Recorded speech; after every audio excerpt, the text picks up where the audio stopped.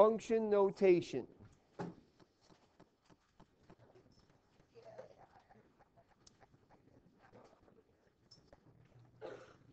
So some sets of ordered pairs can be described by using an equation. When the set of ordered pairs described by an equation satisfies the definition of a function, then we can use what's called function notation. And with function notation, this says here that f of x equals 5x plus 3. And all that refers to is that in this function notation, this is the output. This is like y. So another way we could look at this is you could think of it as y equals 5x plus 3. Okay? Except when it's in function notation,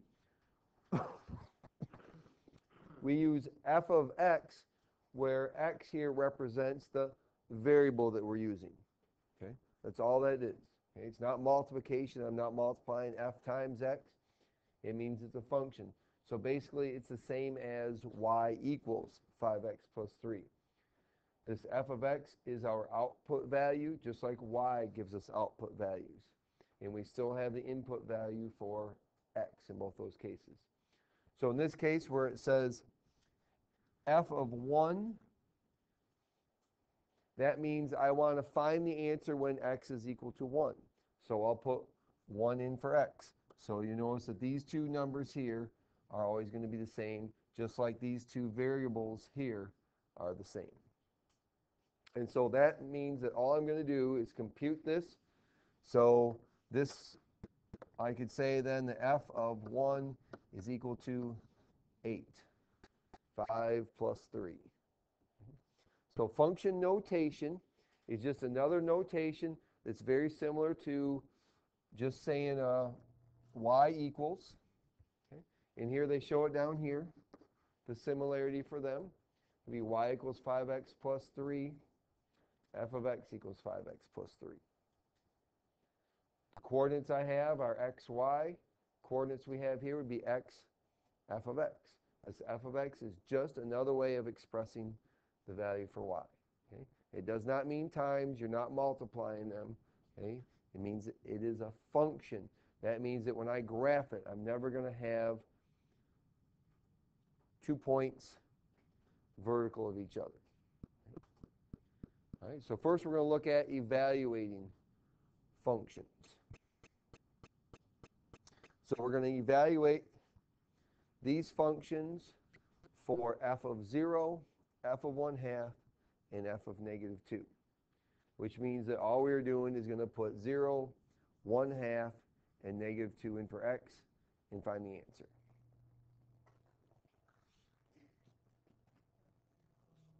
You guys okay back there today? All right, not quite so sure. So f of 0 just means we're putting 0 in for x.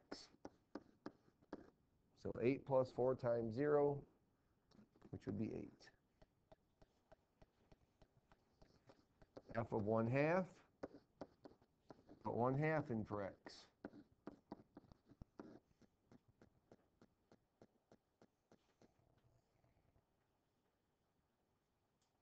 Half of 4 is 2, so this would be 8 plus 2, or 10.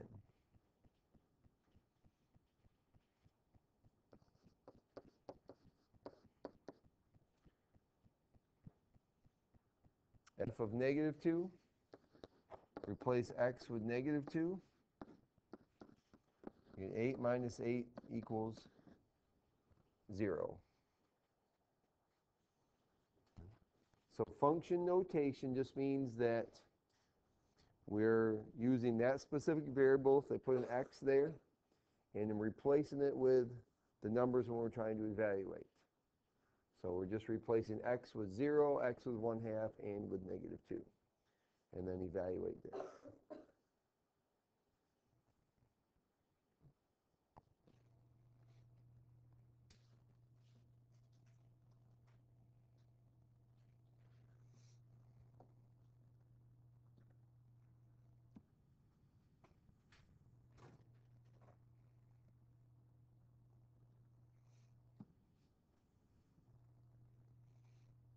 So we're going to do the same thing with this graph.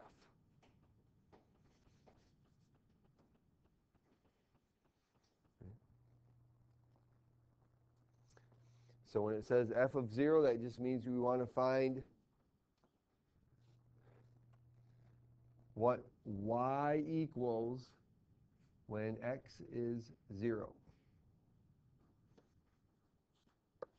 So f of 0 equals 3 in this case. No. Because when x is 0, y is equal to 3.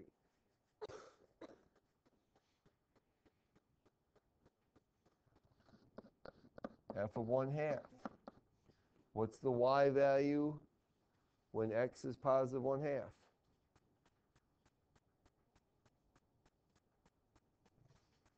What's the y value when x equals 1/2? Okay, when I go over here to 1/2, we have that point right there, which is 0.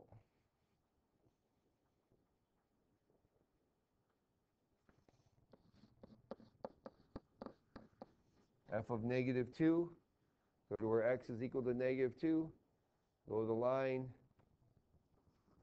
we have y equals 4. So when you're evaluating, all you're doing is putting those numbers in for the specific variable like x or y, whatever it is, usually x, and then you're finding the answer.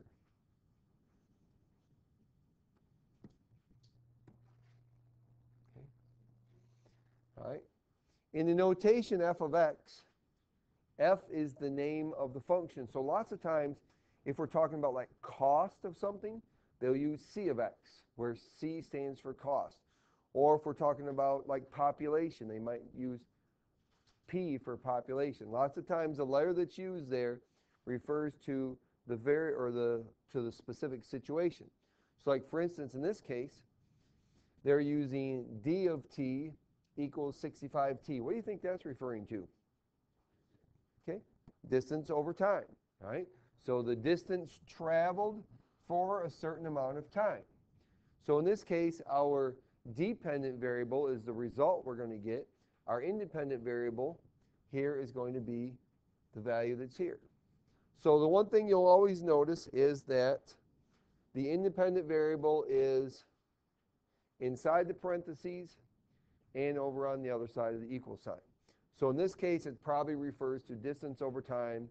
So if you drove your car at a steady rate of 65 miles an hour, then you could use this function, okay, to be able to find it. Okay, graphing functions. Now,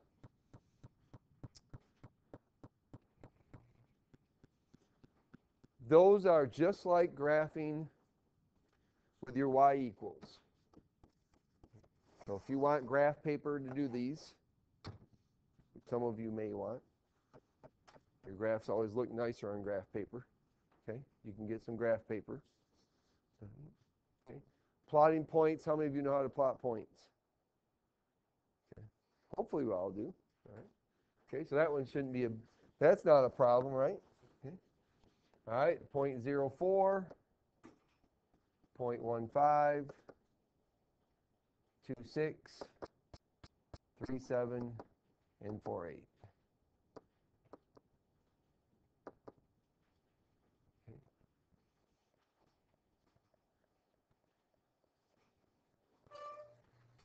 Okay. So for plotting points, put the dots down. And now, why do I know it's a function then? If I have those 5 dots on my graph, how do I know it's a function? Okay, vertical line test. There are no 2 points that are above each other, above and below each other, okay, or on top of each other. So this is a function because all the x's are different. Okay, as long as all the x's are different, or all the independent variables are different, you have a function. Okay. Letter B, they want us to graph f of x equals 3x minus 1. What's the easiest way to graph that? Plug numbers in for x. Okay? All right, so that's one thing we could do. All right. So what's the easiest number I would plug in for x? 0 is usually the easiest one, right? Okay. So if I put 0 in for x, what do we get? Negative 1. Okay. So if I put 0 in for x, I get negative 1. Okay. Then what's the next easiest one to do? Okay. And so if I put 1 in for x, what do I get? 2. Okay. Now, if I'm drawing a line, how many points do I need to draw a line? 2. Okay, to do a linear model, all I need is 2 points, and there's my line. Just make sure that you have arrows here because it goes on forever. Does not stop. Okay. Right. So you can graph by plotting points, or if it's linear, you can also graph by doing the slope and the y-intercept, right? The y-intercept in this case was negative 1. That gave us that point there at 0, negative 1. And the slope is 3 over 1. So from that point, I can go up 3 and over 1, which would put us at that dot, and then draw the line through that. Okay. Just a little reminder on graphing.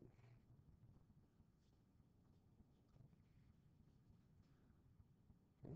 Now, a little note here.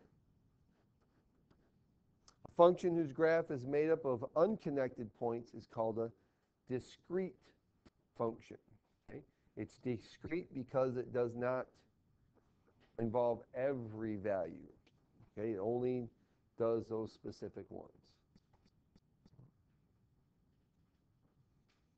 Okay? Graphing functions. A little reminder. All right, so we're actually going to write some functions then. Okay? Algebraic expression used to define a function is called the function rule. The function described by f of x equals 5x plus 3 is the function rule 5x plus 3. So to write a function rule, first it's important that you identify the independent and dependent variables.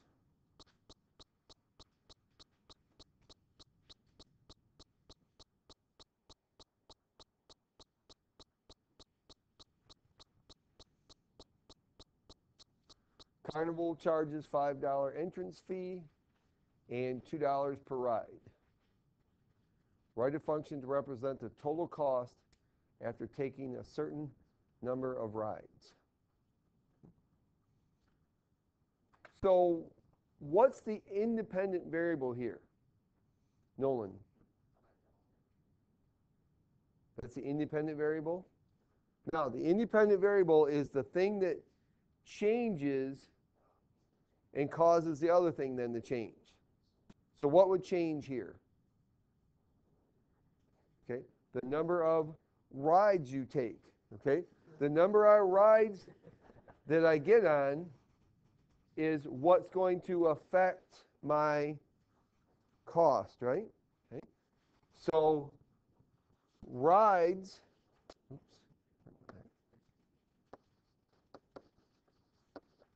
or the number of rides, the number of rides is the independent variable.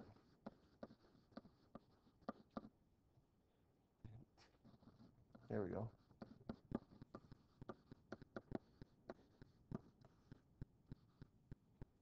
Okay. So then what would be the dependent variable? Okay, the total cost.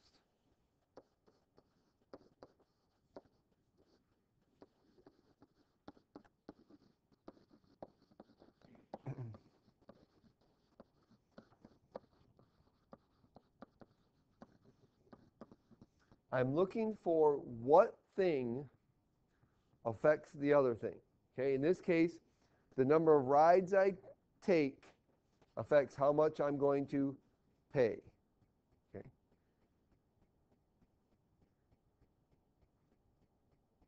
You're paying money in this case. You're not making money. Okay? All right. So we need to use variables for these also. So what variable should I use for the number of rides? Okay. We could use R for rides. We could use X if we wanted to. R makes sense because we're talking specifically about the number of rides. So my independent variable then, we're going to use the letter R. So then what would total cost be? What variable am I using for that then? Okay. So this would be, for the total cost, it would be C of R, because it's the total cost per rides that we take. Okay. It's the cost per rides. So my equation here then, or my function rule, would be C of R is equal to what?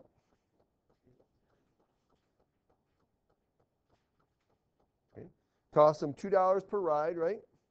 So that means every time I do a ride, cost me another $2. And then what? Okay. Plus 5 for the entry fee. Okay. So the cost for a certain number of rides is equal to 2R plus 5.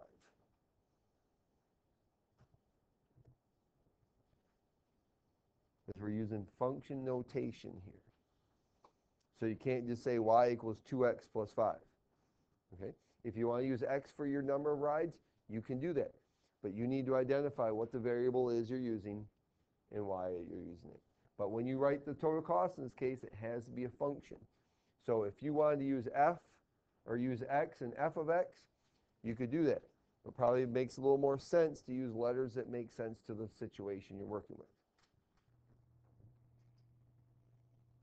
All right, so let's look at another one.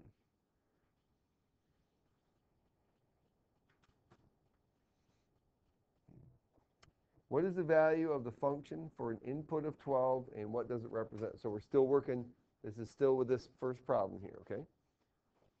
What's the value of the function for an input of 12 and what does it represent? So what's the input in this case? Okay, the number of rides, or R. So that means that we want to find C of 12.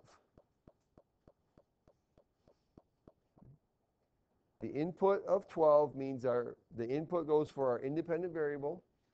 So we want to know this then. We replaced R with 12. So we get 29. So what does that mean?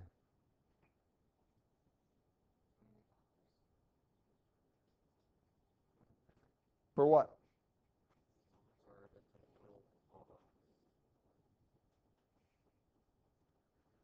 So what does this 12 represent? Number of rides. And the 29 represents the total cost. So the total cost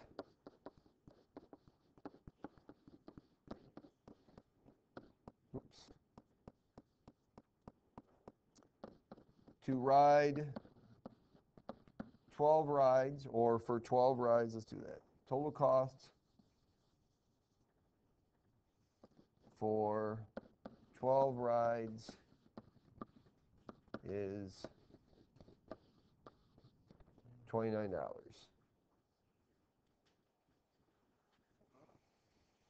Okay. Or if I ride 12 rides, if I go on 12 rides, it's going to cost me $29.